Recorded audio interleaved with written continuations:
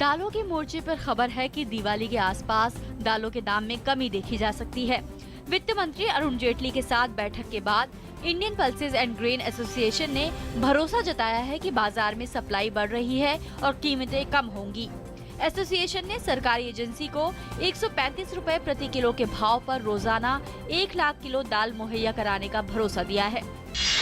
गृह मंत्री राजनाथ सिंह ने केंद्रीय मंत्रियों को संवेदनशील मुद्दों पर बयान देने में सतर्कता बरतने की नसीहत दी है। गृह मंत्री ने कहा कि जनता हमसे अधिक जिम्मेदारी की उम्मीद करती है। पिछले साल 6 दिसंबर को हुए उबर रेप मामले में आज दिल्ली की एक अदालत ने सजा की अवधि पर फैसला 3 नवंबर तक के लिए टाल दिया है। इससे पहले 20 अक्टूबर को कोर्ट ने इस दुष्कर्म मामले में Uber cab driver Shiv Kumar Yadav को दुष्कर्म का दोषी करार दिया था। साहित्य अकादमी पुरस्कारों को लौटाने के विरोध में साहित्यकारों, लेखकों और कलाकारों ने अपनी नाराजगी जताई है। आज नई दिल्ली के साहित्य अकादमी परिसर में बड़ी संख्या में नामी गिरामी साहित्यकार और कलाकार इकट्ठे हुए और अकादमी के अध्यक्ष से मिलकर इस परंपरा पर रोक लगाने की मांग की।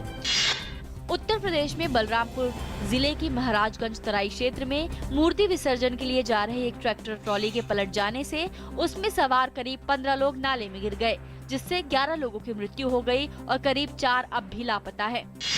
आरबीआई ने गोल्ड मोनेटाइजेशन स्कीम लागू करने के लिए निर्देश जारी कर दिए हैं। गोल्ड मोनेटाइजेशन स्कीम के तहत डिपॉजिट की कोई अधिकतम सीमा नहीं होगी। इंपोर्ट बिल घटाने के लिए आरबीआई स्वर्ण मौद्रीकरण योजना के लिए दिशा निर्देश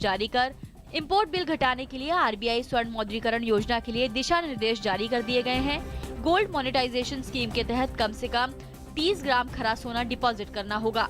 स्कीम में ग्राहकों को अपने सोने को कम से कम 1 साल के लिए बैंक के पास जमा करना होगा। प्रधानमंत्री नरेंद्र मोदी 5 नवंबर को गोल्ड मोनेटाइजेशन स्कीम का अनावरण करेंगे। G20 देशों में विकास दर की दौड़ में 2015-16 में भारत बाजी मारेगा। रेटिंग एजेंसी मूडीज के अनुसार भारत 7 से 7.5% की विकास की रफ्तार हासिल कर लेगा। रेटिंग एजेंसी मूडीज ने माना कि भारत पर बाहरी झटकों का कम असर हुआ है। जीडीपी ग्रोथ में तेजी और अर्थव्यवस्था में सुधार जारी है और सरकार कई ठोस कदम भी उठा रही है। बुलेट ट्रेन के सपने को साकार करने के लिए जापान $15 बिलियन का सॉफ्ट लोन देगा। मुंबई अहमदाबाद प्रोजेक्ट की 80% कीमत उठाने का ऑफर भी दिया गया है। रेलवे के कायाकल्प के लिए ये एक बेहतरीन कदम है।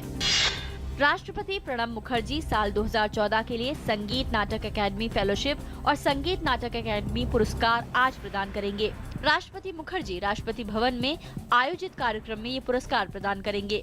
ये सम्मान ललित कला के क्षेत्र में उल्लेखनीय कार्यों के लिए दिया जाता है। संगीत, नृत्य और नाटक के क्षेत्र में दिए जाने वाले इस पुरस्कार से कई शीर्ष कलाकारों को सम्मानित किया जा चुका है। अमेरिका ने पाकिस्तान से साफ कहा है कि उसे बिना किसी भेदभाव के हर तरह के आतंकवाद के खिलाफ कार्रवाई करनी ही होगी। अमेरिका के राष्ट्रपति बराक ओबामा ने ये बात पाकिस्तानी प्रधानमंत्री नवाज शरीफ की अमेरिकी यात्रा पर हुई मुलाकात के दौरान कही। ओबामा ने कहा कि पाकिस्तान को आतंकवाद पर कार्रवाई की अपनी प्रतिबद्धता पर अमल करना होगा। पाकिस्तान के अस्थिर बलूचिस्तान प्रांत में एक गांव की मस्जिद में एक आत्मघाती हमलावर ने खुद को विस्फोट से उड़ा लिया, जिसमें कम से कम 11 लोगों की मौत हो गई और 12 अन्य घायल हुए। अमेरिका और इराक की सेना ने ऑपरेशन चलाकर इराक में 70 लोगों को इस्लामिक स्टेट के कब्जे से छुड़ा लिया है। उत्तर इराक के हविजा कस्बे में यह ऑपरेशन चलाया गया था। सीरियाई सेना ने देश के 30 गांवों पर कब्जा कर लिया है। इस बीच रूस द्वारा पिछले 24 घंटे में किए गए हवाई हमले में 72 विद्रोहियों के मारे जाने की खबर है। उधर रूस के राष्ट्रपति व्लादिमीर पुतिन ने सीरिया के राष्ट्रपति बशर अल असद से बात कर सैन्य अभियान की प्रगति, आतंकवादियों के खिलाफ जारी जंग को लेकर अपनी प्रतिबद्धता जताई है। French open super series badminton प्रतियोगिता के महिला एकल मुकाबले में भारत की शीर्ष खिलाड़ी साइना नेहवाल क्वार्टर फाइनल में पहुंच गई हैं। उन्होंने तीसरे राउंड के मुकाबले में जापान की मिनात्सु मितानी को सीधे गेम में 21-19, 21-16 से शिकस्त दी। पिछली 2 प्रतियोगिताओं में खराब प्रदर्शन का खामियाजा साइना नेहवाल को कल जारी हुई बैडमिंटन रैंकिंग में उठाना पड़ा है। देश की शीर्ष बैडमिंटन खिलाड़ी साइना नेहवाल ने अपना शीर्ष स्थान स्पेन की कैरोलिना मारिन के हाथों गंवा दिया है। वहीं पीवी सिंधु अपने 13वें स्थान पर बनी हुई हैं। पुरुष वर्ग में पी कश्यप और के श्रीकांत की रैंकिंग में गिरावट देखने को मिली है।